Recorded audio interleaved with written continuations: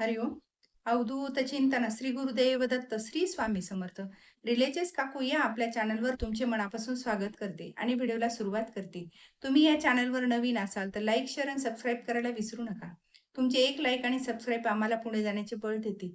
चला तर व्हिडिओला सुरुवात करूया. बघा 30 आणि 31 तारखेला ही पौर्णिमा म्हणजे अधिक महिन्याची पौर्णिमा आहे.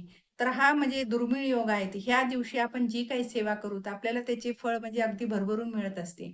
आणि 33 पटीने अधिक फळ मिळत असते. कारण अधिक महिन्यातली ही पौर्णिमा फार प्रभावी म्हणजे आहे.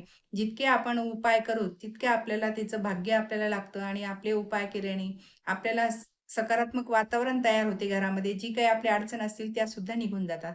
तर आपल्याला कुठली सेवा करायची ते बघण्यासाठी व्हिडिओ शेवटपर्यंत बघा. बघा आपल्याला ह्या अधिक महिन्यात पौर्णिमेत आपल्याला कुलदेवीची सेवा करायची आहे. कुलदेवीची सेवा आपण केल्यानंतर आपल्यावर भगवान हरी विष्णू आणि माता लक्ष्मी आपल्यावर प्रसन्न होते. आणि पौर्णिमा म्हणजे ही माता लक्ष्मीला, देवीलाही समर्पित आहे. तर ह्या दिवशी आपण जी काही सेवा करू, त्याचे आपल्याला भरभरून आशीर्वाद देतात. तर आपल्याला ह्या दिवशी आपल्याला कुळदेवीची सेवा काय करायची? तर कुळदेवीची सेवा म्हणजे आपल्याला मूळ पीठावर जाऊन आपल्याला ओटी भरायची आहे. तर ओटीमध्ये आपल्याला म्हणजे जे साडी, जे काही तुम्ही नऊवारी पातळ नेत असाल, तर नऊवारी पातळ न्यायचं आहे. त्याच्यावर ओटीचं सगळं सामान, तांदूळ, समजा खारी, खोबरं, नारळ, सगळं दक्षिणा वगैरे हे सगळं ठेवून आपल्याला ओटी भरायची आहे. आणि ओटी समजा मूळ पीठावर तुमचं जाणं शक्य नसेल, तर तुम्ही घरात जर तुमच्याकडे फोटो असेल, तर तुम्ही फोटोसमोर सुद्धा ही ओटी भरून ठेवू शकता. नाहीतर तुमच्या जवळपास मंदिर असेल, तर मंदिरातही तुम्ही ओटी भरू शकता. कारण ह्या दिवशी तुम्ही जी काही ओटी भरण्याची सेवा करताल, त्या दिवशी आपल्याला माता लक्ष्मी आपल्यावर भरभरून कृपा आशीर्वाद होत असते. तर आपल्याला माता लक्ष्मीची ओटी भरायला जायचं आहे. तर माता लक्ष्मीला ओटी भरायला जाताना आपल्या म्हणजे ताटामध्ये हळदी, कुंकू, अक्षदा हे सगळं घेऊन जायचंय. फुलाचा हार, धूप-दीप न्यायचा आहे, अगरबत्ती आणि प्रसाद आणि हे आपल्याला सगळं नऊवारी पातळ म्हणजे त्याच्यामध्ये ओटीसाठी तांदूळ, बदाम, खारीक, खोबरं आणि त्याच्यामध्ये दक्षिणा आणि नारळ ठेवायचा आहे. ही अशी आपल्याला घेऊन जाऊन आपल्याला ओटी भरायची आहे माता लक्ष्मीची, माता समजा देवीची. आणि जर समजा नसेल मंदिरात, तर तुम्ही तुमच्या कुलदेवतेच्या आपल्या घरासमोर आपला फोटो असतो आपल्या घरामध्ये देवघरात, तर तिथं सुद्धा तुम्ही ही ओटी भरायची आहे. आणि ही ओटी भरल्याने आपल्या घरामध्ये आपलं म्हणजे सगळ्यांचंच आयुष्य चांगलं म्हणजे चांगलं होतं आणि आपलं सुद्धा सौभाग्य टिकून राहतं. आपल्या मुलाबाळांचं सुद्धा आयुष्य चांगले होते. तर हे म्हणजे मूळ पीठावर जाऊन करा, नाहीतर तुम्ही तुमच्या घरातही मूळ पीठाचा फोटो असेल, तर त्याच्यासमोर केल्याने सुद्धा आपले हे आपल्या म्हणजे भाग्य उजळतं, आपलं सगळंच चांगलं होतं. त्यामुळे ही सेवा तुम्ही आवर्जून करा. या पौर्णिमेच्या दिवशी ही सेवा चुकू नका. आणि दुसरा उपाय म्हणजे आपल्याला तुमच्या घरी जी सवाष्ण कोणी येत असेल, तर तिला सुद्धा तुम्ही माता लक्ष्मी चं रूप मानून तिची सुद्धा तुम्ही ओटी भरून, तिचं सुद्धा तिला तुम्ही मान-सन्मान करून तिचं पण साडी, चोळी, बांगडी करू शकता तिला, तुमची इच्छा असेल तर. नाहीतर तुम्ही कुमारिकेचं सुद्धा करू शकता. तुम्ही पौर्णिमेच्या दिवशी जितकं तुम्ही सवाष्णीला, कुमारिकेला सगळं करताल, सेवा करताल त्यांची, तितकं तुमचं आयुष्यात म्हणजे बदल होत जाईल. तुमचं सकारात्मक वातावरण घरात तयार होईल. कुठल्याही अडचणी राहणार नाही. तर हे साधे सोपे तुम्हाला नाही समजा साडी जमली, यथाशक्ती तुम्ही ब्लाउज पीस देऊन सुद्धा त्यांची ओटी भरू शकता. ही अशी प्रभावी सेवा आहे, तर तुम्ही ही पौर्णिमेच्या दिवशी आवर्जून सेवा करा. याने आपले जे काही संकट आहेत ते निघून जातात आणि आपल्याला देवीचा आपल्या कुलाचार करायचा आहे, कुलदेवीचा. पौर्णिमेच्या दिवशी म्हणजे पौर्णिमा ही अत्यंत महत्त्वाचा दिवस आहे. तर ह्या दिवशी आपल्याला कुळदेवीचा आपल्याला कुलाचार करायचा आहे. तर कुलाचाराच्या दिवशी आपण बघा सगळं म्हणजे जेवण वगैरे बनवतो ते पवित्र जेवण असतं. त्या दिवशी कांदा, लसूण तर वर्ज्य असतो. बिलकुल आपल्याला जे काही तुम्हाला गोडाचा नैवेद्य बनवायचा आहे, तर ते त्या दिवशी बनवायचं आहे. आणि सगळं तुम्ही ताटात नैवेद्य मांडून तुम्हाला देवीला म्हणजे अर्पण करायचं आहे. तुम्ही कुलदेवीला जर समजा घेऊन जाऊ हे म्हणजे जे काही तुम्ही बनवलं त्याचाही तिथं नैवेद्य घेऊन जाऊ शकता किंवा नसेल तर तुम्ही तुमच्या म्हणजे मंदिर असेल तर मंदिरात न्या, नाहीतर किंवा आपल्या घरातल्या देवांना तुम्ही देवीला हे कुळाचार म्हणून त्या दिवशी आपल्याला नैवेद्य दाखवता येतो. तर त्या दिवशी तुम्ही यथाशक्ती जे तुम्हाला बनवता येईल ते तुम्ही बनवायचं आहे.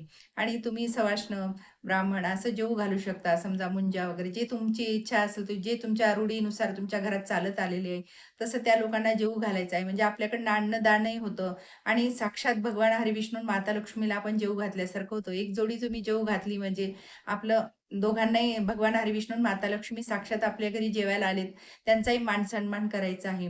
आणि ही जर तुम्ही असा कुलाचार केला कुळदेवीचा, तर तुमच्यावर भगवान हरिविष्णू, माता लक्ष्मी खरोखर खूप म्हणजे प्रसन्न होतील आणि तुम्हाला भरभरून आशीर्वाद देतील. तर तुम्ही ह्या दिवशी तुम्हाला यथाशक्ती जे जमेल ते तुम्ही त्या जोडीला जेवू घाला किंवा फराळाचं द्या किंवा फळदान द्या.